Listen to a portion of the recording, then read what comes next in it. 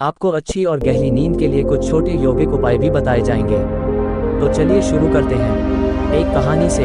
एक बार एक धनी व्यक्ति एक बौद्ध भिक्षु के पास जाता है और कहता है, मुनिवर, मैं अपनी नींद से बहुत परेशान हूँ। बहुत कोशिश करने के बाद भी मुझे देर रात तक नींद नहीं आती और रात को सोने से पहले सभी के विचार दुनिया भर की दौड़ती रहती है मन में, और सो भी जाता हूँ तो रात भर करवटें बदलता रहता हूँ, और जब मैं सुबह उठता हूँ तो मुझे अच्छा नहीं लगता। मैं थका हुआ और बेचैन महसूस करता हूँ।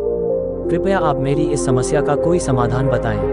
बौद्ध भिक्षु ने कहा, इससे पहले कि मैं आपको आपकी समस्या का समाधान बताऊं, मैं आपको गौतम बुद्ध की गहरी नींद के रहस्य के बारे में एक छोटी सी कहानी बताना चाहता हूं। उस व्यक्ति ने कहा, जैसी आपकी इच्छा मुनिवर। बौद्ध भिक्षु कहने लगे, तथागत गौतम बुद्ध जब सोते थे तो रात भर उसी अवस्था में रहते थे, कभी करवट नहीं बदलते थे। रात को जिस अवस्था में सोते थे सुबह तक उसी अवस्था में रहते थे।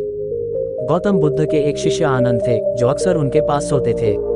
आनंद को यह बात बहुत खल रही थी कि जब भी रात में आनंद की आंखें खुलती तो गौतम बुद्ध उसी भौतिक अवस्था में पूरी रात कैसे गुजार सकते थे। तो वह हमेशा जानता था कि गौतम बुद्ध एक ही अवस्था में सो रहे हैं। ये बात उनके मन में कई सवाल पैदा करेगी, लेकिन एक दिन भिक्षु आनंद अपनी जिज्ञासा को रोक नहीं पाए और वह गौतम बुद्ध के पास गए। आधी रात को उन्होंने गौतम बुद्ध को जगाया।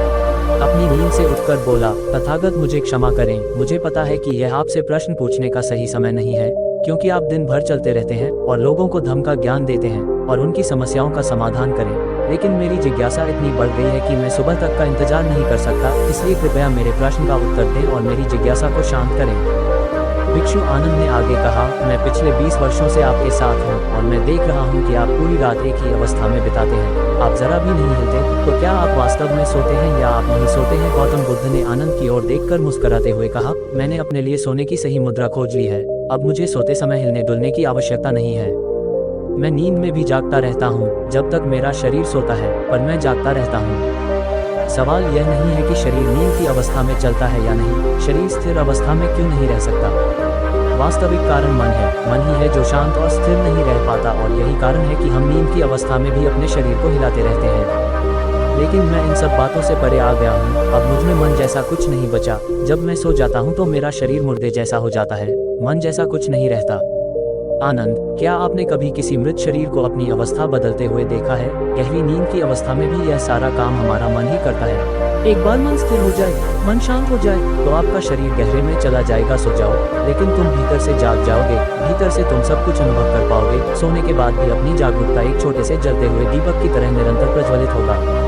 कहानी समाप्त करने के बाद बौद्ध भिक्षु ने अमीर आदमी से कहा, एक प्रबुद्ध व्यक्ति न केवल अपने शरीर को पूरी जागरूकता के साथ देखता है, बल्कि वह अपने मन को भी पूरी जागरूकता के साथ देखता रहता है। एक प्रबुद्ध व्यक्ति की तरह नींद नहीं आती है। सामान्य व्यक्ति जब सोता है तो बेहोश हो जाता है, उसे अपने आसपास के बारे में पता भी नहीं चलता, इसलिए वह अपने सपने भी नहीं चुन पाता। लेकिन जब एक बुद्ध व्यक्ति सोता है तो वह जागता है। जैसे सुबह उसकी आंखें खुली होती हैं, वैसे ही एक बुद्ध भी एक व्यक्ति की नींद में होता है। इसीलिए कहा जाता है कि एक बुद्ध व्यक्ति कभी नहीं सोता है। जब एक आम आदमी सो जाता है, वह नहीं जानता कि वह कब सो जाता है। लेकिन अगर आप जागने और सोने के बीच के उस छोटे से क्षण में जागते रह सकते हैं, जब हम सोने के बहुत करीब होते हैं, तो कुछ आश्चर्यजनक होगा जो आपको जागरूकता के करीब लाएगा। ये सुनकर उस व्यक्ति ने कहा, मुनिवर ऋषि, मुझे इतनी गहरी आध्यात्मिकता की बातें समझ में नहीं आती। कृपया मुझे आसान शब्दों में समझाएं कि मुझे गहरी नींद आसानी से क्यों नहीं आती। बौद्ध भिक्षु ने कहा, मुख्य 5 है। देर रात तक जागने और आसानी से नींद न आने के कारण सबसे पहला कारण है बिस्तर पर सोने के अलावा अन्य काम करना। जैसे कई लोगों की आदत होती है कि वे बिस्तर पर ही खाना खाते हैं, बिस्तर पर बैठकर पढ़ाई करते हैं, और ऐसे कई काम वे अपने बेडरूम में ही करते हैं। शयन कक्ष का अर्थ सोने का स्थान होता है, लेकिन लोग इसका प्रयोग अन्य कार्यों के लिए भी करते हैं, जिससे हमारे मस्तिष्क में शयन कक्ष का कोई निश्चित अर्थ नहीं होता है। इसलिए जब हम बिस्तर पर सोने जाते हैं तो हमारा मन पूरी तरह से स्वीकार नहीं करता है कि अब हमें सोना है, क्योंकि तुमने एक ही जगह पर दूसरे काम करने की आदत बना ली है।